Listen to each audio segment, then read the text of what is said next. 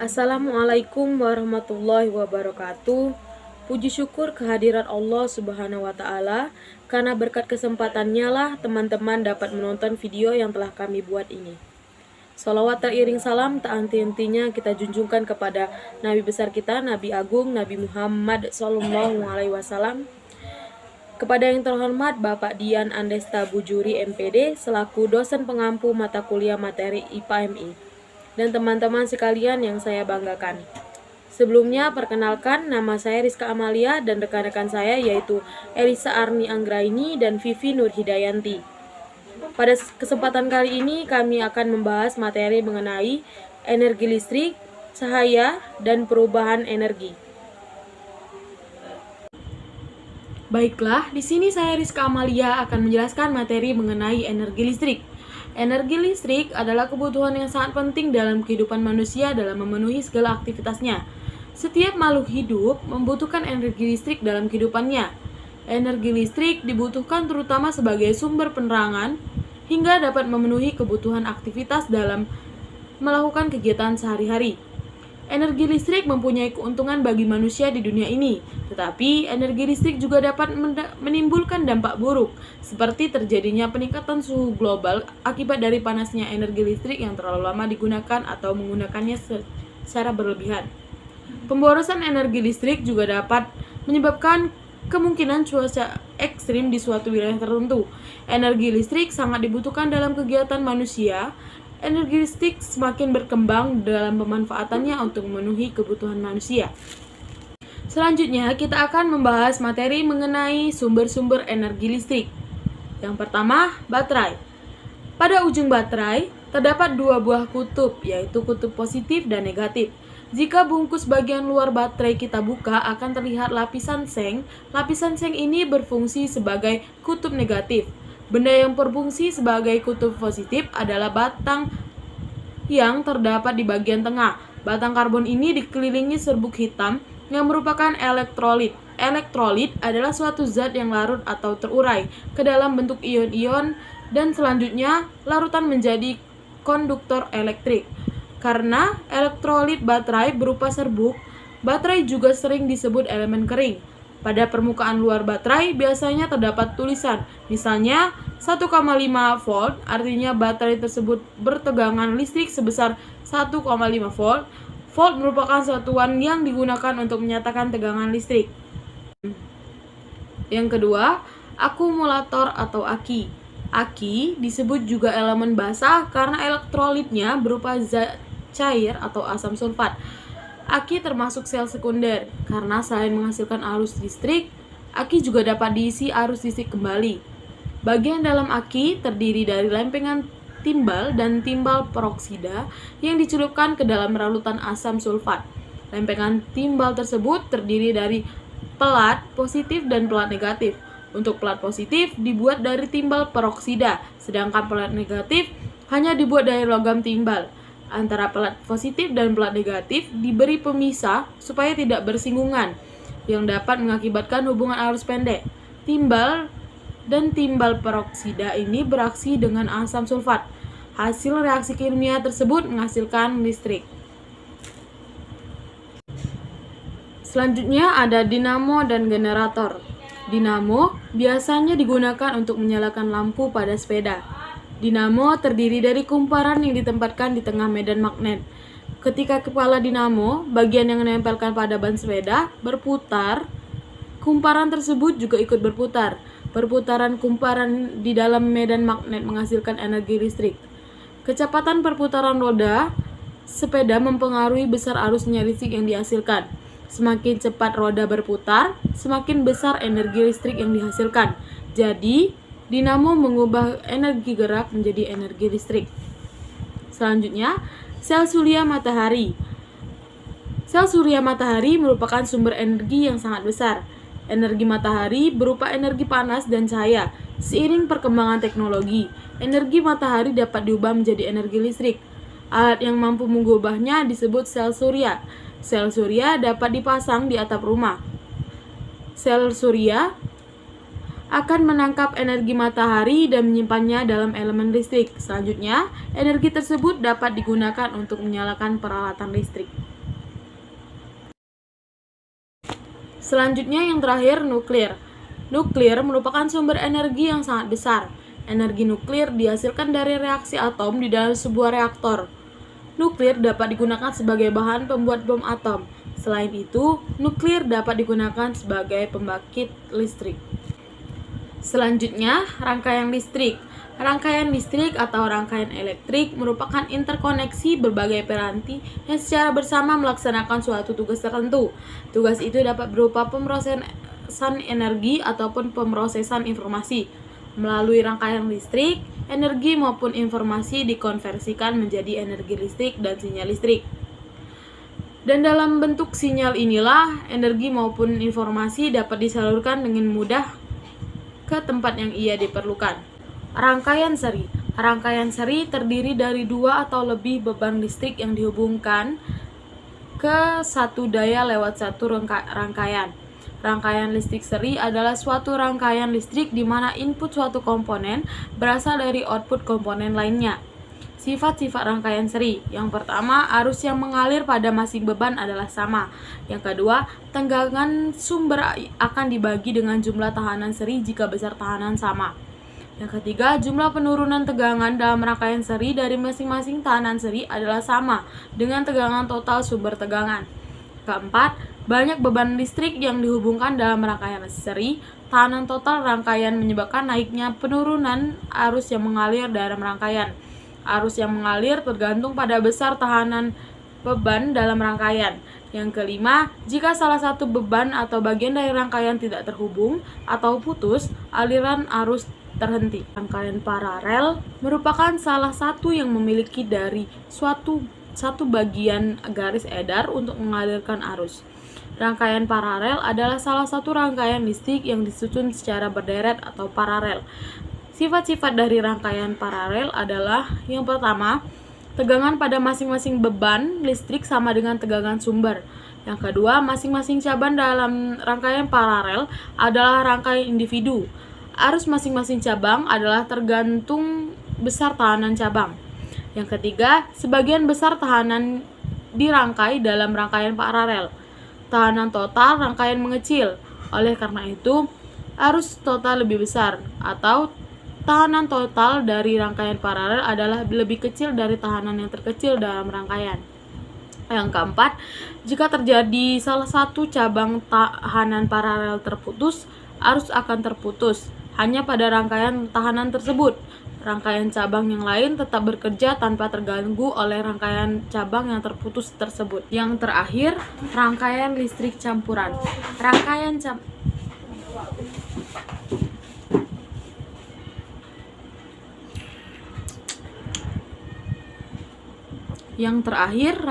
listrik campuran. Rangkaian campuran adalah gabungan dari dua rangkaian listrik, yaitu rangkaian listrik seri dan rangkaian listrik paralel. Mencari besarnya hambatan dalam rangkaian campuran harus terlebih dahulu mencari besarnya hambatan tiap-tiap model rangkaian, yaitu rangkaian seri dan paralel. Kemudian mencari hambatan dari gabungan rangkaian akhir yang didapat.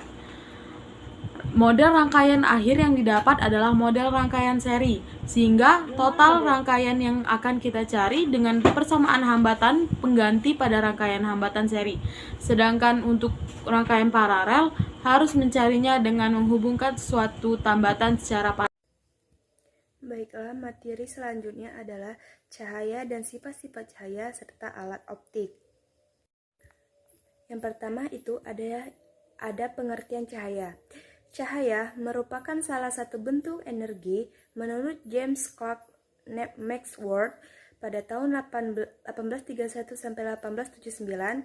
Cahaya merupakan rambatan gelombang yang dihasilkan oleh medan listrik dan medan magnet atau gelombang elektromagnetik.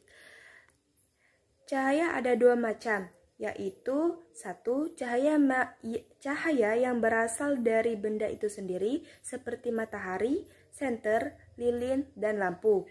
Kedua, ada cahaya yang memancar dari benda akibat memantulkan cahaya pada permukaan benda tersebut dari sumber cahaya. Misalnya, jika kamu melihat benda berwarna biru, artinya benda tersebut memantulkan cahaya berwarna biru. Selanjutnya ada sifat-sifat cahaya. Cahaya memiliki banyak sifat-sifat. Yang pertama yaitu 1. Cahaya yang merambat lurus. Contoh perhatikan gambar pohon di samping. Cahaya merambat lurus jatuh pada benda yang tidak tembus cahaya. Pohon yang terkena cahaya akan membentuk bayangan pohon tersebut. Yang kedua itu cahaya yang dapat menembus benda bening. Benda bening adalah semua benda yang tembus cahaya. Pada kehidupan sehari-hari, kita banyak menjumpai benda bening, antara lain air, kaca, mika, gelas, dan lensa. Cahaya yang mengenai benda-benda bening akan ditembuskan atau diteruskan, atau dapat dikatakan bahwa cahaya menembus benda bening. Sifat cahaya dapat menembus benda bening banyak dimanfaatkan dalam perabotan perlengkapan rumah tangga, antara lain yaitu seperti gunting, kaca jendela, dan lain-lain. Hal itu bertuju agar cahaya matahari dapat masuk ke dalam rumah. Yang ketiga yaitu cahaya dapat dipantulkan. Ketika ada sinar matahari melakukan permainan dengan cermin di halaman sekolahmu, saat cermin kamu miringkan menghadap ke dinding sekolah, maka seberkas cahaya akan tampak pada dinding itu. Hal itu terjadi karena sinar matahari mengenai di permukaan dinding, seperti gambar yang ada di samping. Dari gambar yang ada di samping, dapat dilihat pada gambar di atas bahwa cermin mengubah arah sinar matahari. Memantulkan cahaya pada cermin datar terjadi pada satu arah saja. Pemantulan cahaya pada cermin datar tersebut disebut pemantulan teratur. Yang keempat yaitu ada cahaya yang dapat dibiaskan. Cahaya dari zat yang kerapatannya kurang atau udara menuju ke zat yang kerapatannya lebih besar atau air, cahaya akan dibiaskan mendekati garis normal, dan jika cahaya datang dari zat yang kerapatannya lebih besar menuju ke kerapatan yang kurang, cahaya akan menjauhi normalnya, seperti gambar yang ada di samping. Adapun sifat-sifat cahaya yang mengenai cermin.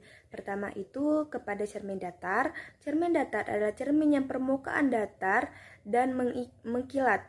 Permukaan cermin datar biasanya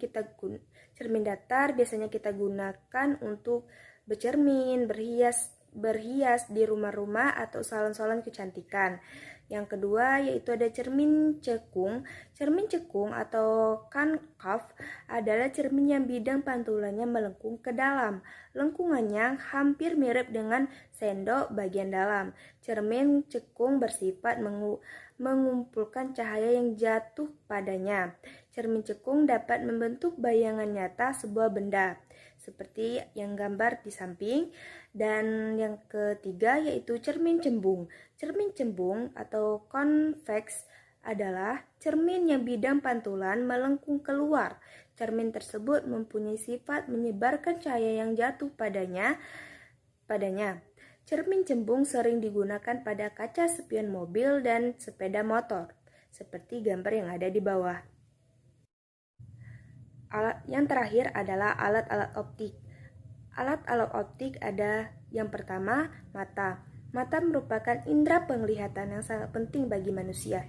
Tuhan Yang Maha Esa menciptakan mata bagi manusia sehingga manusia bisa melihat. Manusia memiliki sepasang mata yang terletak pada rongga mata. Yang kedua yaitu loop. Loop disebut juga kaca pembesar atau surya kanta. Alat ini sering digunakan oleh tukang jantan pasang mata yang terletak pada rongga mata. Yang kedua yaitu loop. Loop disebut juga kaca pembesar atau surya kanta. Alat ini sering digunakan oleh tukang jam tangan. Loop menggunakan lensa cembung. Loop digunakan untuk melihat benda-benda berukuran kecil sehingga tampak besar, seperti gambar yang ada di samping. Pada gambar di samping, loop digunakan untuk melihat kata yaitu pengetahuan. Yang ketiga yaitu ada mikroskop. Mikroskop merupakan alat optik yang berfungsi untuk melihat benda-benda kecil atau mikro seperti bakteri, penampang sel, dan sejenisnya. Selanjutnya yaitu ada kamera foto. Kamera ada alat yang digunakan untuk memotret. Kamera berguna untuk lensa positif. Kamera menggunakan lensa positif. Lensa tersebut disanggah oleh tabung yang dapat digeser ke depan atau ke belakang untuk memfokuskan bayangan benda agar bayangan jatuh pada film. Selanjutnya yaitu ada teleskop. Teleskop atau teropong merupakan sebuah alat optik yang digunakan untuk melihat benda-benda yang letaknya jauh agar tampak lebih dekat dan jelas. Teleskop pertama kali ditemukan oleh Galileo Galilei pada tahun 1564 sampai 1642. Pada tahun 1909, teleskop atau teropong adalah alat yang digunakan untuk melihat benda-benda yang sangat jauh, misalnya benda di ruang angkasa, di ruang angkasa. Dengan teleskop, benda ruang angkasa akan terlihat lebih dekat. Dan yang terakhir itu ada periskop. Periskop adalah alat untuk melihat sesuatu di balik suatu penghalang. Periskop sederhana terdiri atas cermin di setiap ujung tabung periskop. Cermin pada periskop dipasang berhadapan secara paralel dengan sudut 45 derajat. Periskop umumnya dipasang pada kapal selam dan tank.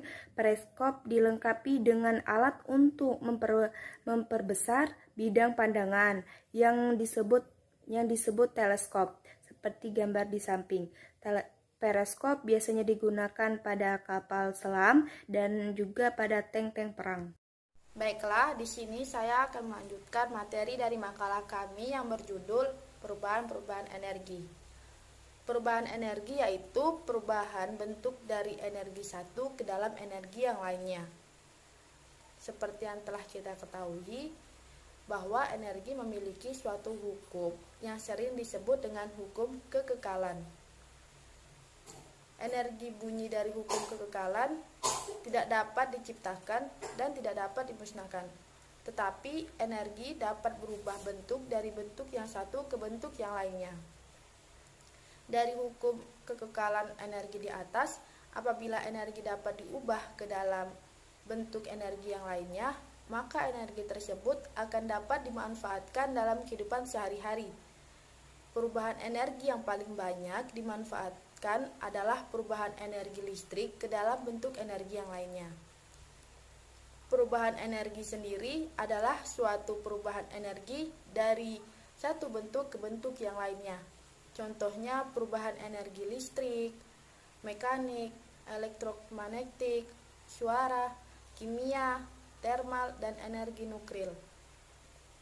Perubahan ini juga bisa berupa perubahan posisi, perubahan gerak, perubahan suhu, dan perubahan wujud zat.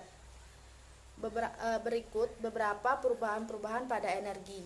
Yang pertama, perubahan energi matahari menjadi energi listrik. Contohnya adalah panel surya. Panel surya yang menyerap energi matahari, kemudian di dalam panel surya akan terjadi proses yang menghasilkan arus listrik. Setelahnya, penghubung pada panel surya akan menyalurkan energi listrik. Dengan begitu, kita bisa memenuhi kebutuhan listrik dari sumber energi alternatif. Yang kedua, perubahan energi angin menjadi energi gerak. Energi angin bisa dimanfaatkan menjadi energi gerak adalah perahu layar. Perahu layar memanfaatkan energi angin untuk menggerakkan perahu. Selain perahu layar, kincir angin juga menjadi contoh perubahan energi angin menjadi energi gerak. Yang ketiga, perubahan energi listrik. Dari sekian banyak bentuk energi yang kita ketahui, energi listrik merupakan salah satu bentuk energi yang paling banyak dimanfaatkan oleh manusia karena energi listrik adalah energi yang mudah diubah bentuk energinya ke bentuk energi yang lain. Perubahan energi listrik yaitu misalnya energi listrik berubah menjadi energi cahaya, contohnya lampu. Energi listrik berubah menjadi energi kalor, contohnya setrika. Energi listrik berubah menjadi energi mekanik, contohnya motor tape. Dan energi listrik berubah menjadi energi kimia, contohnya peristiwa pengisian acu dan peristiwa penyepuhan. Selanjutnya yang keempat, perubahan energi listrik menjadi energi suara, contohnya radio dan tape. Yang kelima, perubahan energi listrik menjadi energi gambar dan suara, contohnya pada televisi. Dan yang keenam, perubahan energi listrik menjadi energi gerak, contohnya terdapat pada